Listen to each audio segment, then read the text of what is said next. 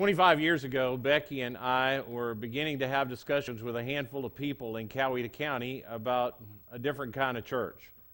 Now, we hadn't decided that we actually wanted to move here and start this other kind of church, and to be clear, the handful of people we were talking to hadn't decided they wanted to go on this adventure with us of doing a church together. For the previous year to 18 months, I had been struggling with, honestly, agonizing over whether God could use me, whether the church was worth giving your life to, whether God actually still did anything in this world, and whether anybody other than me actually thought the church was missing it and ought to do anything different. Those 18 months were some of the most spiritually agonizing months of my life. By the middle of July, we had finally come to the conclusion that we wanted to give it a shot, and this handful of people here in Coweta County, we all decided we were all in, that we would go together and try to start a different kind of church. A few months later, we moved, and I began to tell anybody and everybody that I could talk to about the church we were starting. I told people that we wanted to reach people who didn't go to church, who didn't want to go to church, who were far from God, who didn't think about God, people who were messed up and strung out, and people who had everybody else had written off and who had written off the church. That I wanted to reach people that didn't care about the other churches that were in Coweta County. I continued to say to people, there are plenty of places for people who already want to worship God, who want to go and find God. Those places are everywhere. But there needs to be a place for people who don't want to go to church, who don't care about God. I talk about that in very impassioned tones, that we were going to start a church for people who needed the church desperately, that didn't know that they needed it. We wanted to create a safe place where we could invite as many people as we could to come and hear the very dangerous message of Jesus that would rock their world and change their lives and make everything different in our world. For the first few months of that core group, that was pretty much the message that I had in a variety of different ways. I said, make no mistake about it, people. God is fully capable of changing the lives of people in our world. Just because somebody's become an adult in our country and has decided they're not a follower of Jesus, that the church is irrelevant, does not mean that God has written them off. It doesn't mean that God isn't capable of changing their life. I said, every person you see is somebody that God cares about. He cares about everyone. Just a side note, I believe that God still does it, and I believe that before we're done today might be the day when the power of God comes and it changes someone's life, that maybe even you, because nobody's here by accident today, and God is still in the life-changing business. I wonder how many of you really believe that. Down at the core of your being, believe that God is in the life-changing business and still changes adult lives, even though they've already decided that God is irrelevant to them. I know it's hard for some of you to believe looking at me now, but 25 years ago, I was a young guy. In fact, everybody that started this church, we were all pretty young at that time. We had kids, little kids everywhere around, and we didn't have much experience with this thing, and we had even less money. And so every week we'd set this thing up in a school we were meeting in, and then in a rented athletic facility, and we didn't have any money. I know when you come to either of our campuses now and you see lights and screens and projectors and all of that, it looks like we've got everything together. In those days, we struggled even to get one light. I remember saving for so many months to get one light we could hang to make the stage look better. And every time somebody would come that looked a little more polished than us, a little bit older than us, who had nicer clothes than us and had a little bit more together, we do everything we could to make a good impression. In fact, inevitably people would bring them over to meet me, and I was to be the one to seal the deal. I remember one Sunday in particular, after a service, a guy was brought over to me, and he and his wife had on nice clothes. His suit fit. He didn't have a ponytail. He didn't smell like he smoked dope the night before. And I was going to seal the deal because this guy had come to visit us. And just as we got done exchanging names and who we were and where we worked and all that kind of stuff, he said to me, "So why'd you start this church and why do it in this way?" And I said, like I'd been saying to everybody, well, we want to start a church for people who don't care about church, people who are far from God, people who don't think the church is relevant to them. We want to be a church for people who are strung out, that people who are left out, people who've written the church off and who've been written off by the church. We want to reach everybody we can in Coweta County who's already said no to Jesus as an adult, because we believe that God has the power to change their lives and thus change our world. Well, somewhere in the middle of me talking to him about my speech about lives changed, I noticed his head drop and he began to shake his head, and then he interrupted me and said, "Look, I've been running a business that operates with the public for a long time, and you just need to know, young man, people don't change. Adults don't change very much. Good people tend to just get a little bit better, and bad people, everybody else, we all just tend to get a little bit worse. And if you want this church to work, then you've got to get away from this idea that you're going to have something to do with changing people's lives and get about reaching people that they already care about what you care about and want to come together and worship the God that you care about. You need to start doing things to reach those people's lives, because life change with adults, it just doesn't happen." And that, he turned on his heels and he was ready to go, and I was sort of stunned, and I can't even remember what I said, but I'm confident I made some wisecrack about, "Well, you're not the first person that didn't think I was very smart," and then he was gone. Now, I wish I could tell you that little statement, that little interaction I had with that guy, man, I laughed with it about other people that they didn't think we could make it work, but the truth is, it just sort of fed into doubts that I already had. It sort of wrecked me for a little while. It played on seeds of doubts I already had about whether or not the whole thing would go anywhere, even though I was saying to everybody I could that we were going to reach people far from God, and even though we had seen some people come. And even though people were finding their way back to God and what we're doing, to be honest, I was having questions about whether it was all going to work or not. Still, I had doubts. And the questions weren't so much about my abilities to lead the thing. I was already pretty clear on my abilities. Back in those days, I got sick every time I got up to speak. I was pretty clear if this thing was going to work, it wasn't going to be my abilities. The doubts I had was God's ability. Was what people seemed to think, that you had to reach people before they're 18, if you didn't reach them by the time they're 18, you couldn't reach them. Was God still in the life-changing business? Had God, in fact, lost his stuff back in the days when the apostles wrote the Bible? Or did God still change lives? And for weeks, I sort of privately stewed on this and thought about it. Does he really care about everyone? Does God still change people? Does he care about the worn-out single mom that's beat down with life? Does he care about the comfortable conservative couple that's retired and now they're just collecting things because they got nothing to do with their life? Does he care about the strung-out, beat-down people in our world?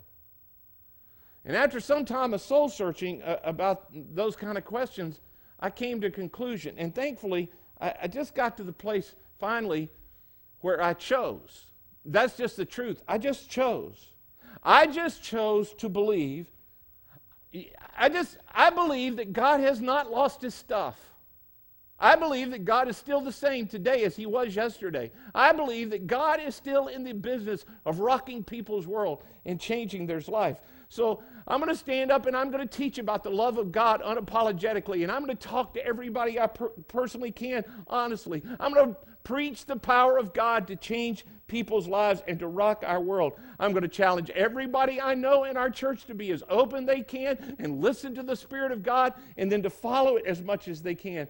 And I'm going to trust the power of the one that I follow to reach everyone. And for the last 25 years now, I've watched God's power on display. I've seen him do it. I've seen lost people get found, and I've found people start growing, and I've seen lonely people find friends and family. I've seen spectators who just sat in rows and looked at the front become servants and open their lives. I've seen greedy people become generous. I've seen prejudiced people become lovers of everyone. And there's no ever been an explanation for it, as far as I know, other than God is still in the life-changing business. And he might even change yours today. Now, I told you all of that because of what I'm going to challenge you with and where this series is going. See, I think good church people like us, we get fuzzy on this. I think this gets a little unclear to us at times. And I want to push on you a little bit and give you a little test about what you really believe about our God's ability to change lives. Think with me for just a minute. When was the last time in a moment of frustration when you were dealing with somebody or thinking about somebody, maybe it's a family member or a friend or a neighbor or somebody you work with, and you thought to themselves, they're never going to change. They're just never going to change. There's no use praying for it. There's no use talking to them. They're just never going to change. There's nothing anybody can do. Their life is already set. I mean, as you've gone in your life, it might be a neighbor, a friend, a family member, somebody you know and you really care about. But let me put it to you another way.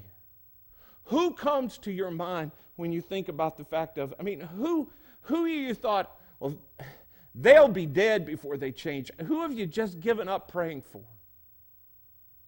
Who have you given up talking to? Who have you given up thinking God could even reach them and change them? I'll tell you how it hit me. Sometime back, I was watching the news. Not the news, because I don't watch TV news. I don't really read the blogs, all that kind of stuff. I always find people tell me all the bad stuff anyway.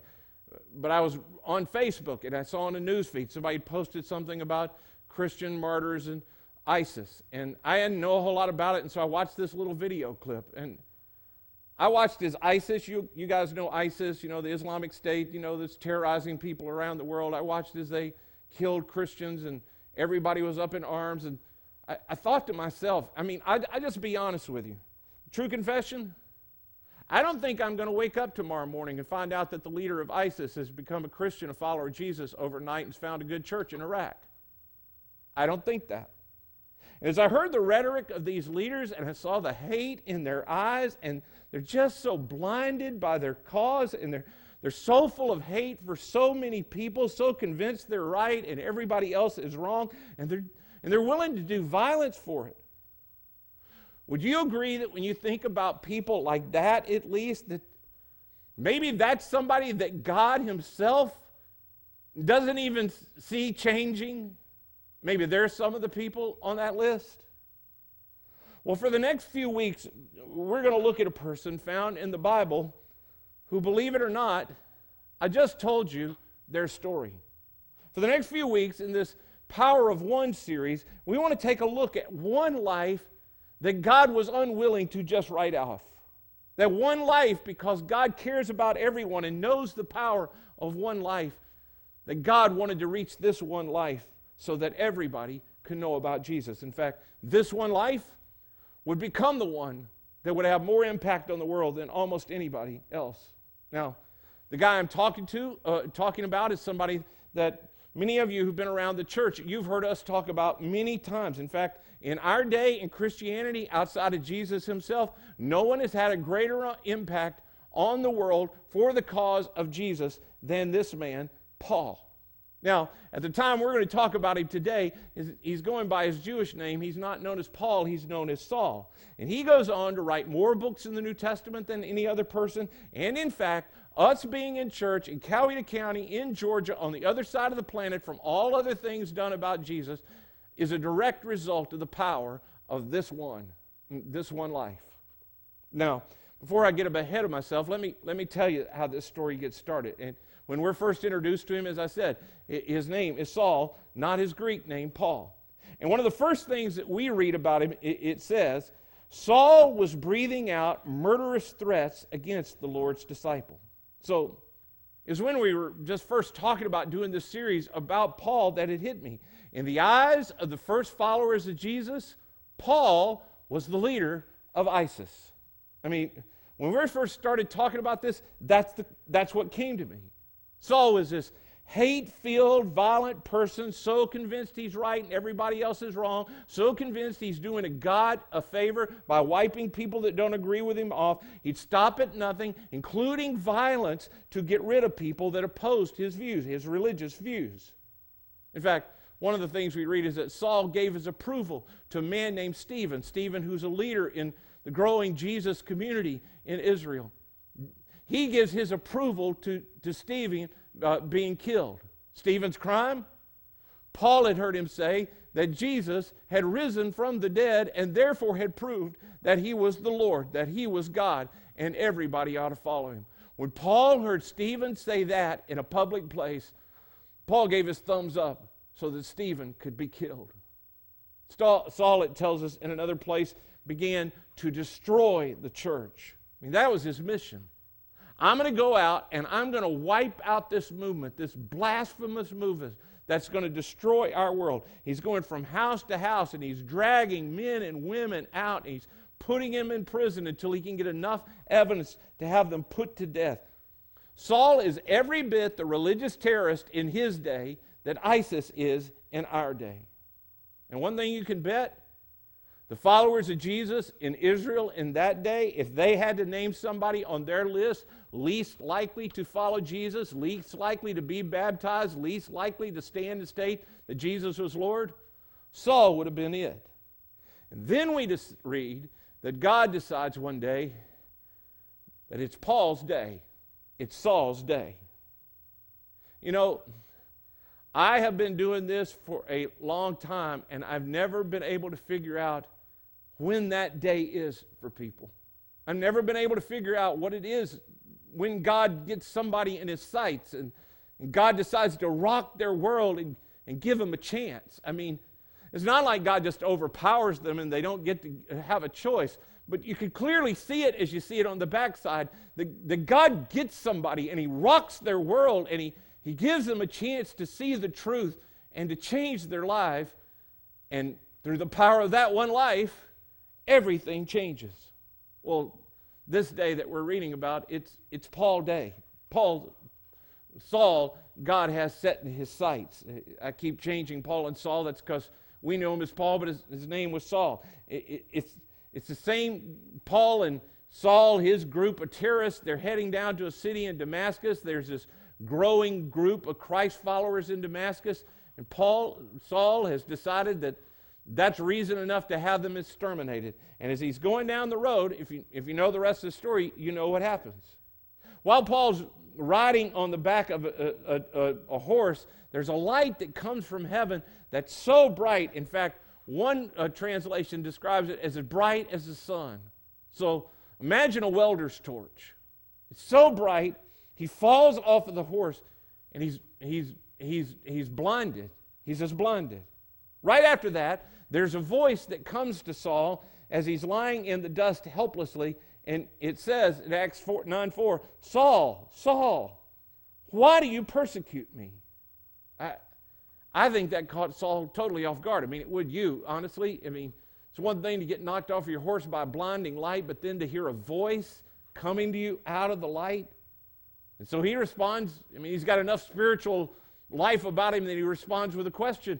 Who are you? Who's this speaking? I mean, it's a reasonable question. And the voice comes back, I am Jesus. Those three words, I am Jesus.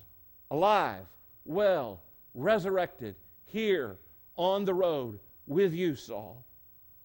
Now, I think that it's personally impossible for us to imagine how those three words, I am Jesus, rocked Saul.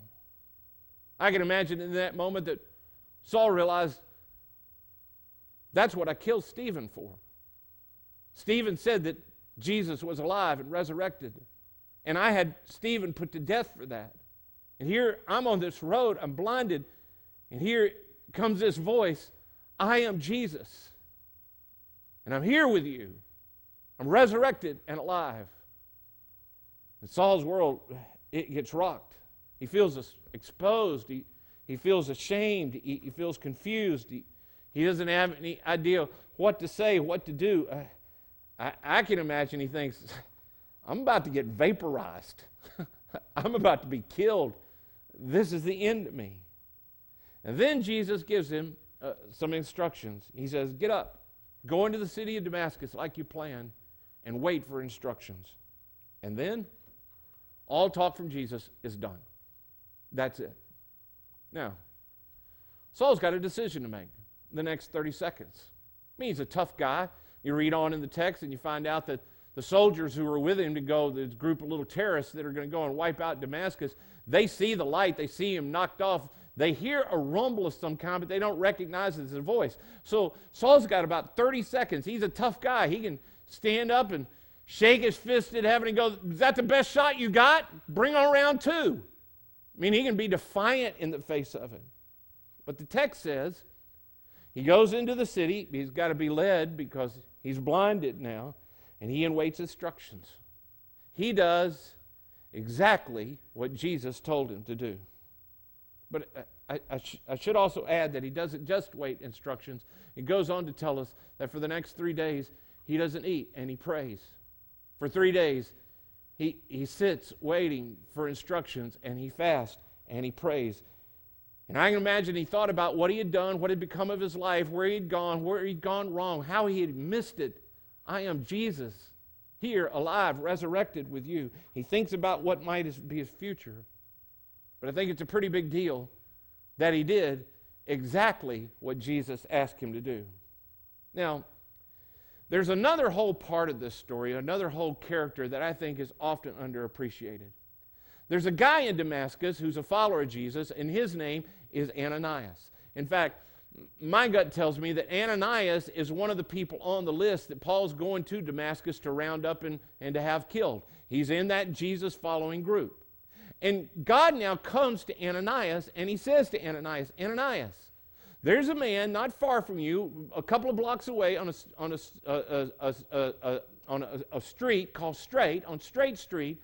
It's Saul, and I want you to go to him and tell him.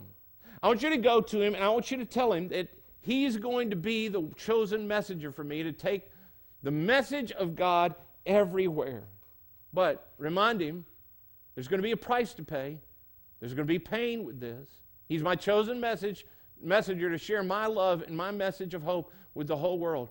But it's going to be a painful time for him. That's the price he's going to have to pay. Okay, Ananias, go. Now, can we all just come back here for a second? I mean, let's take this story. Can you just be honest enough, even though you're in church? I know it's hard, but can you take this out of the pages of the Bible and can you put it into your life for a second? Can you imagine for a second that if God came to you and he said to you, hey, I've chosen you to go to the leader of ISIS and tell him that I've chosen him to be my messenger about the love of Jesus, that Jesus is alive, and I want you to go to be the one to tell him. So get a plane ticket, go to Iraq, and you tell him that he's been chosen. How would you feel? Well, I got to believe that Ananias feels exactly the way that you would have felt. That Ananias hears this from God. In fact, it tells us that he begins to say to God, God, this is a man that we've heard's coming to kill us. I mean, they've probably been having prayer meetings at their little church, praying that God would protect them from Saul. And now he's being told he's got to go directly give himself to Saul. He's got to go speak to Saul. And while Ananias is saying to God, God, no, no, no, no, no, no, no, God says to him, go. Enough of this, Ananias. Go. You do what I told you. Deliver the message. So Ananias, he summons up his courage and he goes. He goes to the house where Saul is staying, and the first words out of his mouth are, Brother Saul. I have to tell you, I don't know if the first words I'd say to the leader of ISIS would be, Brother, so good to see you. But Ananias says to Saul, your blindness is going to be healed, and God has chosen you. You're going to be the messenger of his son, Jesus, to the whole world. There's going to be pain involved, but God has chosen you. And when he's finished, Saul's blindness is gone. And he immediately stands up, and he's baptized. He's going to use you, Paul. You need to stand up. And he does. Now, can you imagine Ananias baptizing Saul, and that next night when the prayer meetings come and that he leads his new brother in Christ into the little church meeting? Says, this is Brother Saul that had to be quite a church meeting that night, don't you think? Now, there are two groups of people that this is for today that I really want to talk to you for the next few minutes. Every week, this is really the time where I want to talk to you about the next step. I'm not done yet, but I want you to think about next steps as I talk to you in the next few minutes. You know, every week we take a card like this early in the service, and a campus pastor will say to you, hey, fill out this card, and we're not going to come to your home, and we want to thank you for being here. And then somebody will get with you during the message about next steps. Well, now's the time. And I get where if you're here for the first time, you're a little hesitant to give us your information. We're not going to come to your home, but if you just want to make sure of that, all we really care about is getting a name and an email address from you so that we can thank you for coming, and that we believe you came not by accident, that God has some next step intended for you, that you were here on purpose today. And on the back of this card, it says, my next step today is. And for the next few minutes, I want to talk to everybody, including you, about your next steps. You know, I started this whole message saying that 25 years ago, this church got started, and it was about the power of God to change lives. And this church has always been about the power of God to change lives. But the truth is, it's been almost 25 years now since we had our first service. And some of us have come since then, most of us have come since then. We've become a part of this church, and we started falling into the category of believing that this isn't so much about the power of God and that God maybe doesn't care about everyone, that God really cares about us. And over time, people start coming to church and becoming a part of what's going on and doing their deal, and they have the growing kind of sense that what really matters is us. What really matters is what's going on with us. And they slowly, without even thinking about it, they begin to have a growing list of people in their life that they don't believe that God can change, that they don't believe that God intended them to reach. Oh, they know them. They're their family, their friends, they work with them. But they don't believe that God had any purpose for the power of God to work through them to reach and help change those people. Their life becomes more about what God has done for them and the other people around them than it does about the mission that God has given us to go. And they've written people off and they've walked away. I want you to hear the story of Paul, this anti-Christian terrorist that God reached out to and changed his life. And through the power of that one life, you are now a follower of Jesus primarily because of this one man that took the power and the grace and the hope of Jesus to our world. I want you to really have to deal with how many of us have a longer list as opposed to a shorter list of people that we believe God isn't going to reach, that God can't reach, that nothing's going to change them, that their life can't be shaken to the point that they can change. I want to know how many of you have settled into the kind of comfortable Christianity that you believe is just sort of about us, instead of the power of God at work in our world to change our world. I'm praying through this story that you'll begin to look back at your relational world and your family and your neighborhood and the people that you're with at work, and you begin to ask, why wouldn't now be a great time for God to shake my son's life and change him? Why wouldn't now be a great time for God to reach my mom, to reach my dad? Why couldn't God change my boss? Why couldn't God change that girl I work with? Why couldn't God change that one I know that's strung out and depressed and needs some help? Why couldn't now be the time that God could change them? And why couldn't God use me? We could witness the power of the one we follow. We could witness him as much in our day as they did in that day. But it starts with our family and our friends and each life we encounter, like Ananias encountered with Paul. You know that throughout history, the way that God has rocked our world and changed people's lives, the way it's most often been released in our world, it usually starts with a willing group of people who are willing to say, use me. That's the way this church started 25 years ago. It's the way the whole story of God started in the book of Acts. It's people saying, God, change me, use me first. That's the way it happens. When you read in the book of Acts about that first group of followers in Acts 2:42, it says, they devoted themselves to the teaching of God like we're doing right now. but they also devoted themselves to prayer, anticipating the work of God, saying to God, we want to be at work with you in things.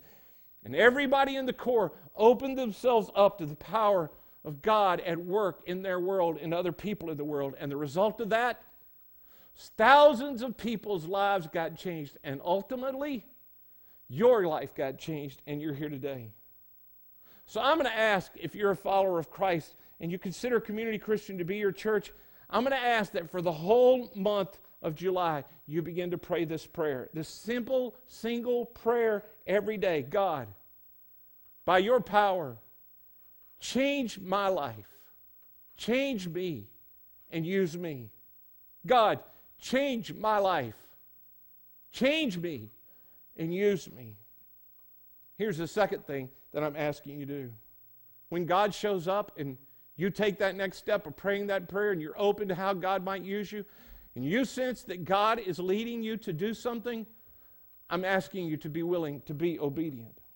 I'll take the back to the place where you remember when God shows up and he rocks Paul's world and Paul's blinded on the road and he's got those 30 minutes that Jesus has given him instructions to do. Paul still has cover. Paul could still act like nothing happened. He could still blow it all off and maintain his cool and nothing would have changed, but instead he did exactly what Jesus asked him to do. And I'll just tell you, as we study Paul's life over the next few weeks, Paul never got too old. He never got too mature. He never got too smart. He never got too ingrained that he didn't follow exactly whatever Jesus whispered for him to do. I can't say the same about me. I can't say that that's just been one up and to the right path of following God's word every time he's spoken to me. There have been times where I follow pretty closely and I do exactly what I sense God wants me to do, and I see the power of God at work. And then there are other times because I just get tired or I just get rebellious or I'm hanging out with people that also don't want to do it, that I just blow it off and act like I didn't even hear the voice.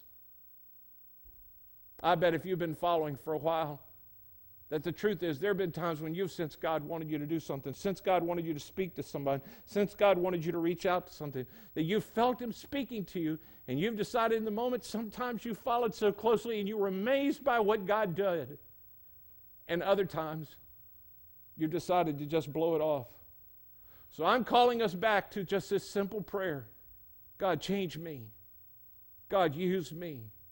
And whatever God says to us, then we will obediently say, I'll go and I'll do. In fact, I want to cycle back the last part to I think the hero of Saul's story, which makes him the hero of your story, this guy named Ananias. Ananias also got a whisper from God to go a couple of blocks over and talk to this guy named Saul, and he did not want to do it. Ananias had no clue what was at stake in that moment when he wanted to give every excuse. He had no clue that the world was about to change by the power of this one life of Paul. He had no clue that the power of his one answer, that everything could change. I mean, all God asked him to do was walk over a couple of blocks. He could do that. Open a door and talk to a man and say what God wanted him to say. Just walk over. Talk to this guy and say what you need to say. I'll take care of the rest. You just do what I'm asking you to do. The reason I bring this up is that I just want to remind you. I mean, I've talked to enough of you through the years. I've been in small group with a number of you that I've heard you say before that I know God wants me to reach my friend. I know God wants me to reach my neighbor. I know He'd like me to talk to my brother, my sister, my family, my son, my daughter. I know that God would want me to do something. But I'm afraid of what it would do to our relationship, so I would just rather it stay where it is. I don't want to shake it up with my neighbor. I don't want to mess with the people at work. I won't take the chance. I know God wants me to say something, but I've decided instead I'll just keep quiet. Because I don't know what will happen if I go on and say it. And you're right. You don't know what will happen. You don't know the power of one. You don't know the power of one choice on your part. You don't know the power of one conversation. You don't know the power of the one life you're talking to. You don't know the influence they could have. You don't know the power of what could happen. You don't know what's at stake. I'm asking you that when God says for you to go, you go in spite of your fear, that you do whatever is necessary. Maybe that's the box you need to check, that you're willing to be open to where God would lead you, and that you'll do what you can to help people come to have their life changed by the power of God. Now, there's another group of people here that I really need to talk to this morning. And you're the group of people that you aren't so sure that God can change you. See, you're the person here today, and you kind of wandered in, your world got shook a little bit, or somebody invited you, but you're the person somebody's written off. You know you've disappointed. You know you've hurt people. You know you've messed things up. And you're not sure that anything can change in your life. Here's what I'm asking you to do.